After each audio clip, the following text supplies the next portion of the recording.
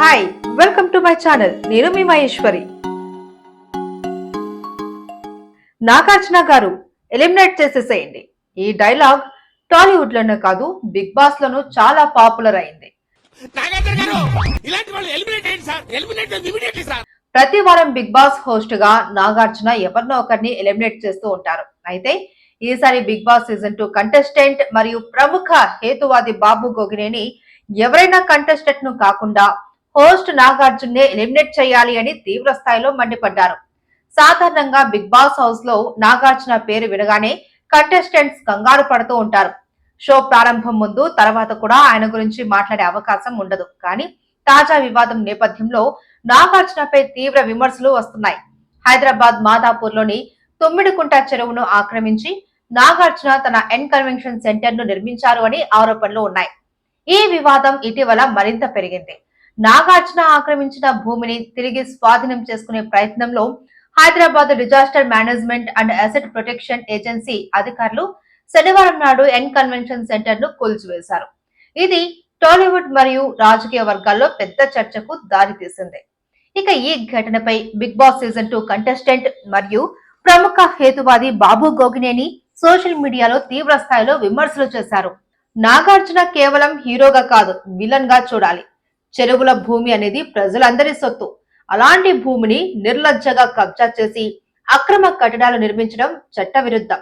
వర్షపు నీరు ఎక్కడికి పారకుండా చేసి చుట్టుపక్కల ప్రాంతాలలో వరద పరిస్థితులను సృష్టించడం ద్వారా లక్షల మంది ప్రజలకు ఇబ్బందులు కలిగించారు. ఈ చర్యలకు నాగార్జునకు శిక్ష పడాలి అని ఆయన వ్యాఖ్యానించారు. బాబు గోగినేని మాట్లాడుతూ ఇలాంటి అక్రమ కట్టడాలకు అనుమతులు ఇచ్చిన ప్రభుత్వ అధికారులను కూడా శిక్షించాలి అని డిమాండ్ చేశారు. 2010 నుండి ఇప్పటి వరకు వసూలు చేసిన అద్దెలు ప్రజలకు చెందినవి కాబట్టి వాటిని మున్సిపల్ కార్పొరేషన్ తిరిగి వసూలు చేసుకోవాలని అన్నారు.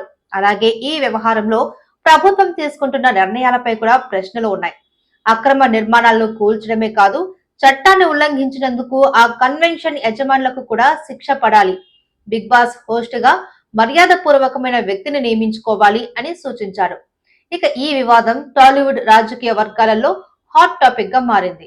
నాగార్జునపై వస్తున్న ఈ విమర్శలు, ఆ యాజమాన్యానికి సంబంధించి జరుగుతున్న చట్టపరమైన చర్యలు, హైకోర్టు మధ్యంతర ఉత్తర్వులు అన్నీ కలిసి ఈ వివాదాన్ని మరింత ఉత్కంఠగా మార్చాయి. బాబు గోగినేని చివరిగా ఇలాంటి అక్రమ కట్టడాలను కూల్చి నగరంలో ఉన్న అవినీతి అధికారులందరిపైన చర్యలు తీసుకోవాలి అని హైదరాబాద్ ప్రజలను కోరారు. అవినీతితో సంబంధం లేకుండా అన్ని రాజకీయ పార్టీలకు అతీతంగా ప్రభుత్వం కఠిన చర్యలు తీసుకోవాలి అని కోరారు. ఈ ఘటన నాగార్జునకు సంబంధించింది మాత్రమే కాకుండా సమాజంలో చట్టపరమైన సమతుల్యతను నిలుపుకోవాల్సిన అవసరాన్ని కూడా గుర్తు చేస్తుంది. ఈ వివాదం ఎలాంటి పరిణామాలకు దారితీస్తుందో వేచి చూడాలి. ఈ వీడియో కనుక మీకు నచ్చినట్లయితే లైక్ చేసి, షేర్ చేసి, సబ్స్క్రైబ్ చేసుకోండి. మీ అభిప్రాయాన్ని కామెంట్ సెక్షన్ లో తెలపండి. Thank you for watching.